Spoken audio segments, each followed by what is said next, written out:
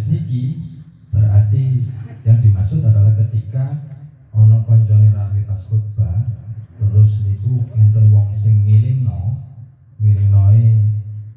dengan ucapan ansid atau syaf'ah cara basa Durai atau diamlah, itu termasuk menyia-nyiakan waktu khutbah. Fakat laho atau lahot itu lalai, bisa juga bermakna dosa. Nah, malah ditambahi redaksinya dengan hadis niki au takalam atau berbicara, ngobrol, au abasa utawa dolanan nopo mawon sing gak manfaati, au asyara biadihi utawa paring isyarat kelawan tangane, misalnya ngeten iki utawa awi-awi utawa ngeten-ngeten, atau au birosihi utawa paring isyarat kelawan sirai kodek-kodek misalnya. Ya, misalnya Pak Ferry takoni, Jumat berkah aku sih umanan ngeten, nah itu maksudnya atau mantu. Maka kalau melihat redaksi secara orisinil hadis ini berarti ojo ngomong pakai isyarat biji, misalnya isyarat kepala mawon itu termasuk lahu. Nah, maka kok koyo-koyo hadis ini bertolak belakang kali banyak ulama yang menjelaskan dia. Ternyata hadis niki itu tenggene syara'i dijelaskan bahwasanya memang hadis ini yang utama. Lalu kemudian diperjelas lagi dengan hadis-hadis yang lain termasuk yang diriwayatkan oleh Abu Hurairah yang sering dibacakan oleh para bilan wa'u. Namun ternyata penjelasan dari para ulama adalah urusan berbicara ketika khutbah niku kalau di Indonesia atau di negara lain yang mayoritas menggunakan mazhab Syafi'i niku kembali seperti masalah yang hadis sebelumnya. Tadose masalah hukum berbicara ketika khutbah niki Imam Syafi'i punya dua qaul, punya dua pendapat. Menawi qaul qadim ketika masih di Mekah, atau pendapat yang pertama itu adalah plek sesuai dengan hadis niki. Tadose ojo rame ngeten tok gale ngeten-ngeten niku pun sudah dianggap lahu, sudah dianggap melakukan kesalahan, dosa atau melalaikan khutbah. Tapi terus kemudian ketika sudah di Madinah, berpindah ke Madinah, Imam Syafi'i ini maka kaulnya kaul jadid, pendapat keduanya itu ternyata menghukumi bahwasannya mendengarkan khutbah niku hukumnya sunnah. Ketika terus kemudian pas wayah khutbah ono sing ngomong sing gak penting, gak manfaati, itu tidak menghapus keabsahan sholat Jumatnya. Artinya kalau ikut yang pendapat pertama maka ngomong ngekei tondo isyarat atau rame niku hukumnya tidak sah sholat ibadah Jumatnya. Tapi kalau pendapat Imam Syafi'i yang kedua niki hanya tidak sempurna ibadah Jumatnya karena melalaikan khutbah, tidak sampai pada hukum nopo jenenge Jumatane ora sah. Itu kayaknya penjelasan-penjelasan yang sering kita dapatkan dari para guru, dari para ustadz itu sudah mengikuti pendapatnya Imam Syafi'i yang qaul jadid. Terus yang termasuk ngobrol di sini adalah ngobrol yang tidak ada hubungannya dengan urusan khutbah. Terus kemudian diperbolehkan ngobrol niku kalau dalam kondisi darurat. Misalnya ngelingno khutbah, khotibe sarungin lorot misalnya, yang sampai membuka auratnya, nah niku diperbolehkan. Nah, atau misalnya arek cilik ada present, nah itu diperbolehkan. Diperbolehkan. Yang tidak diperbolehkan atau yang mengurangi kesempurnaan Jumatan itu adalah ngobrol yang tidak membawa manfaat. Tidak membawa manfaat itu bukan berarti terus kemudian kalau ini ngobrol masalah penggawean ya. Kata obrolan saya ini napa jenenge itu eman waktu nih, misalnya penggawean ya penting, cuman urusannya saat ini itu mengutamakan bermono khutbah. Kecuali kata wow, loh kok terus wong awam kok mencela-mencela Imam Syafi'i ini waktu mencela-mencela kembali kemudian karena kondisi di Makkah dan Madinah itu sangat berbeda juga. Terus kemudian pendapat yang kedua niki didasarkan pada sebuah riwayat atau sebuah hadis. Pernah suatu ketika sahabat Umar, Sayyidina Umar bin Khattab, khalifah kedua yang saat itu masih menjabat sebagai khalifah, niku pas khutbah. Nah kemudian sahabat Utsman bin Affan, sahabat Umar sampun mulai khutbah, sahabat Utsman baru dugi.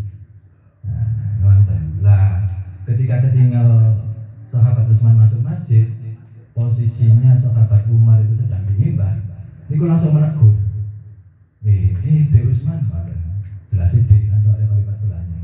Dek Utsman lho, kok iso lho, wong-wong iki padha gak gatekno panggilane seruane Gusti Allah. Maksudnya sahabat Umar niku wis khutbah mulai kok sampean iki kok tas teko. Dan cara gambarane. Jawabannya sahabat Utsman, tidak ada yang saya lakukan ketika setelah selesai adzan kecuali hanya berwudu. Di basa Jawane cacak, aku telah dulu krono wudu maneh. Nah, itu mengindikasikan apa? Mengindikasikan bahwasannya di zaman sahabat pun ternyata khotib itu bisa berinteraksi, diperbolehkan berinteraksi. Sama halnya dengan hadis yang lainnya yang Rasulullah sendiri yang mengendikakan bersabda. Yang pertama masalah keutamaan salat tahiyatul masjid yang mungkin pernah saya sampaikan itu. Jadi di pertengahan Rasulullah khutbah wonten jamaah sing tas rawuh terus langsung lungguh. Niate jamaah niku karena merasa ingin mengutamakan ngrungokno khutbah. Tapi sadare lenggah niku kali Kanjeng Nabi ditegur. Cak, aja khusus lungguh. Salat 2 rakaat tapi cepet no. Nah, menurut penafsiran para ulama niku salat tahiyatul masjid. Dan salat tahiyatul masjid ketika khutbahnya masih ada. Kecuali lek khutbahnya sambung khutbah kedua Allah maghfir, nah itu tidak dianjurkan. Daripada terus kemudian salat tahiyatul masjid oleh 1 rakaat turun ke 2 rakaat dumuni wis mari khatibipun mudhun teko mimbar. Lebih utama lek pun mepet sudah berdoa khatib khususnya doa pada khutbah kedua lebih diutamakan mendengarkan khutbah atau mesti sampai usah nunggu umpamane sing tekone kali. Penting pakai sana sandal niku. Ya, tapi kalau masih ada khutbahnya diutamakan salat tahiyatul masjid. Berarti mengindikasikan meskipun tidak Jumatan, maka fadilahnya keutamaan salat tahiyatul masjid itu berarti luar biasa. Itu termasuk juga selain Jumatan menawi adzan tasbuyar, pujian turun mulai atau kalau sing pujian di monggo didahulukan tahiyatul masjid. Kecuali awak dhewe wis masbuk mboten perlu. Bahkan wonten para ulama yang berpendapat diperbolehkan misalnya awak dhewe salat jamaah 5 waktu nang masjid masbuk ketinggalan, setelah jamaahnya selesai diperbolehkan sholat sunat tahiyatul masjid dilakukan setelah sholat fardu, termasuk sholat sunat qobliyah itu diperbolehkan kalau kita jamaahnya masbuk. Terus hanya sholat sunah yang boleh nonton, dan sholat wajib nonton bareng. Jadi ini kodok, utawa iadah. Terus niku intinya masalah pembicaraan berbicara ketika khutbah berlangsung ini bisa mungkin orang penting-penting menemen wis dirungokno lah. Minimal kaya kula kali Pak Salam biasae. Momen yang paling baik untuk memejamkan mata.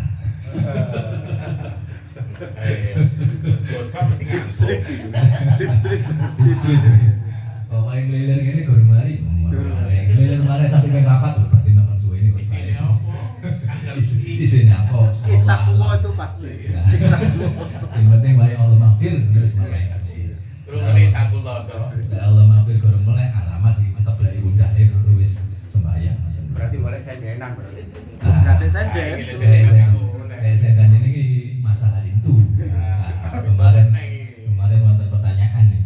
Tidur yang tidak membatalkan saat khutbah berlangsung itu sing pripun? Nah, salah setunggal niku wau. Jadi boleh tidur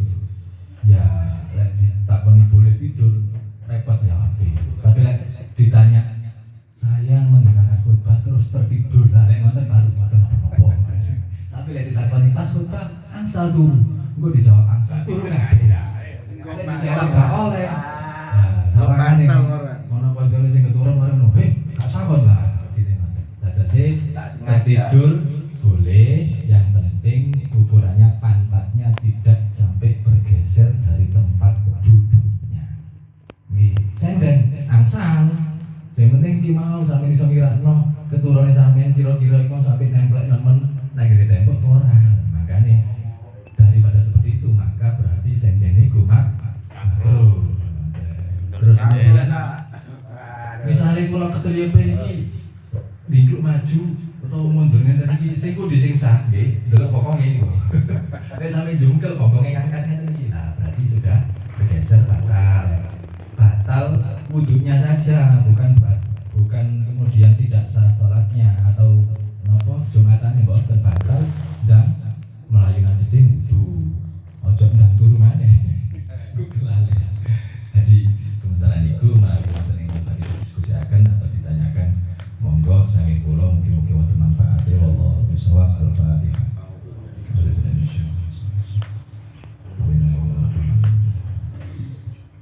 Monggo menawi wonten.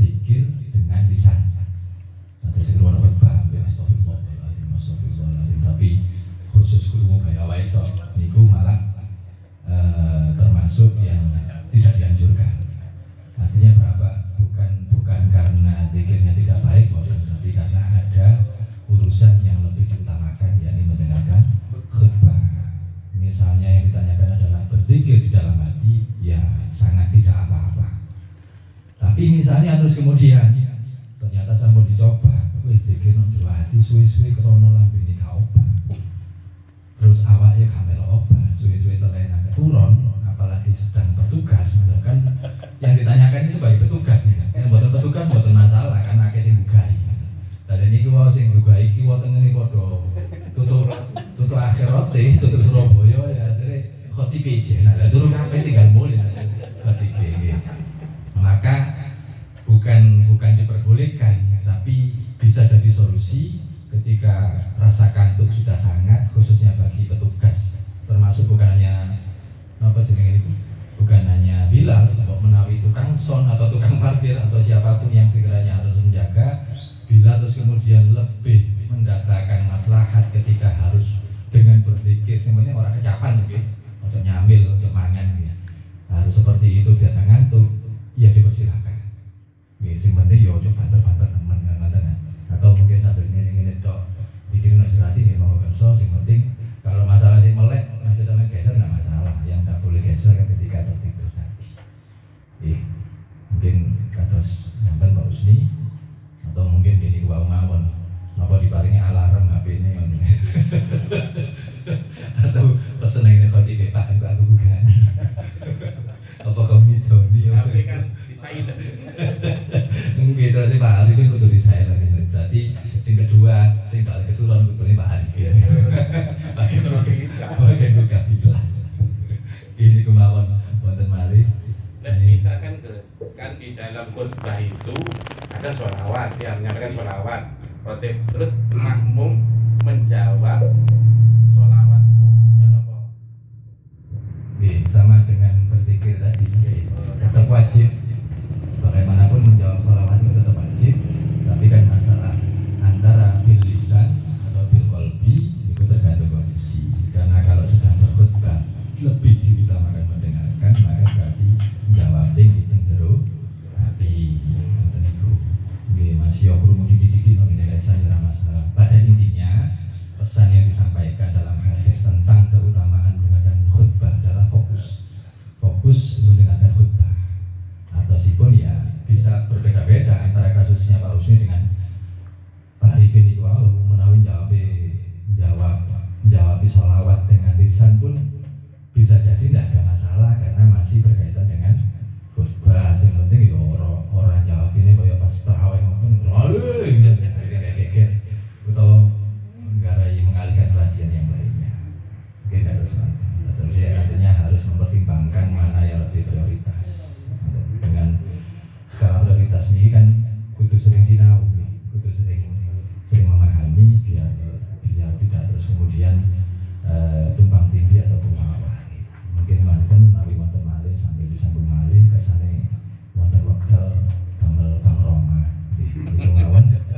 Ya Rabbana tarafna bi annana tarafna wa annana asrafna adalatu asrafna fatub alaina tauba nasil li kulli tauba wansur lana awrati wa na'inir rohati wa ghfir li walidina rabbi wa mauludina wal ali wal ikhwani wa sahiril khilani wa kulli dhi mahabba au jiratin au suhbah wal muslimina ajma' amin rabbi asma' fadla wa juda manna la biktisabi minna bil mustafa rasuli nahda bi kulli suli sallallahu wa sallam rabbi alaihi adal habib wa alihi wa sahbihi adada tasyi suhbi walhamdulillahi fil bad'i wa tanahi walhamdulillahi fil bad'i wa tanahi subhana rabbi wa bihamdihi